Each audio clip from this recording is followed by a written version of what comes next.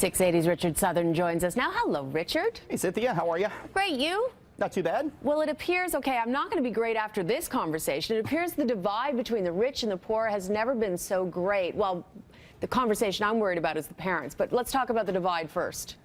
Yeah, absolutely. This new report out from Oxfam, Cynthia, and it found 2 Canadians have as much wealth as the bottom 30–40% of the country. Take a look at this. It's David Thompson, whose family owns Thomson Reuters, and Galen Weston Sr. They have as much money as 11 million Canadians. Wow. Isn't that something? David Thompson with a net worth of just over $27 billion. Galen Weston Sr. with a net worth of $10.4 billion. Oxfam says the gap between the very rich and the very poor is far greater than it was just a few years ago. Take a look at this. In 2015, the 80 richest people owned as much as the world's poorest half. In 2016, it was 62 people. This year, just 8 people owning as much as the world's poorest half. So that's incredible. And that's half of the world's wealth, City, in the hands of 8 men.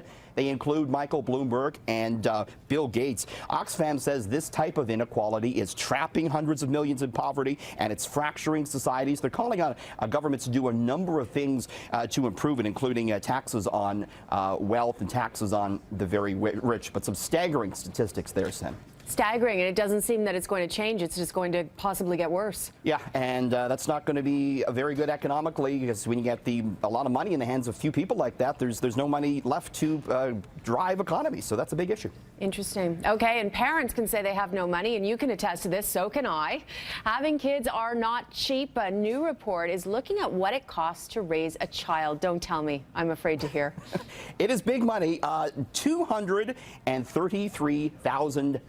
Cynthia, for a middle-income family to raise a child born in 2015 to the age of 18, $233,000+. And that's not in counting university or college.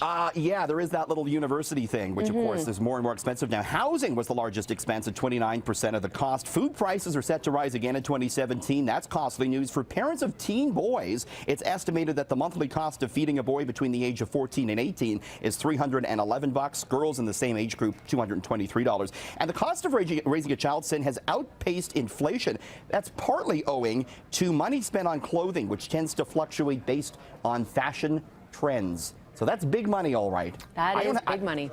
I'm happy I don't have any kids right now, because that's huge. Don't let it huge stop money. yet. It's still worth it. All right, a Toronto-based company has reinvented the hospital gown. This sounds interesting. This is an interesting story because, you know, those hospital gowns, they haven't really changed much over the years, those blue hospital gowns. No, they're horrible. They are. And this company is called Gift Gowns. And look at some of these. They're funky. They've revamped the hospital gown. They still allow for patients to have tubes and monitoring equipment attached, which, of course, is the real function of the hospital gown. But there's some fun slogans on the front. They're a better quality material. They're not cheap. They sell for $50 online. They're also available in the gift shops at St. Mike's Hospital, Toronto General, and St. Joseph Health Centre.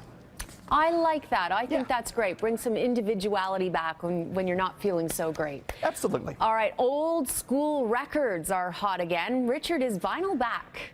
Vinyl is back, and it's not just a fad. I mean, we've heard this story the past couple of years that people are buying records again, but it is not slowing down. Vinyl is on track to become a billion-dollar industry in 2017 for the first time since the 80s. Vinyl sales were up 26% year-on-year in 2016. We're going to see double-digit growth again this year. An estimated 40 million records will be sold. Sin, unbelievable. Unbelievable. Okay, and you always save your best stories for last. Here we go.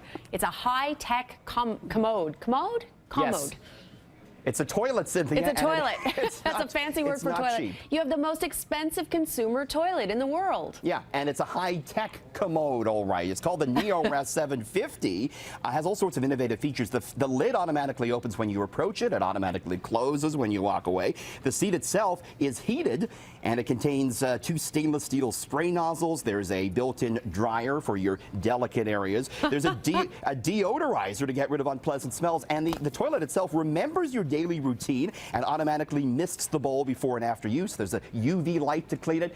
$10,000 though, Cynthia, for this toilet. $10,000 for a toilet. Wow. Yeah. It's catching on here in North America. They're big in some Asian countries. So there you go. Really? High-tech commode. Very good. All right, Richard, thank you very much. Thanks.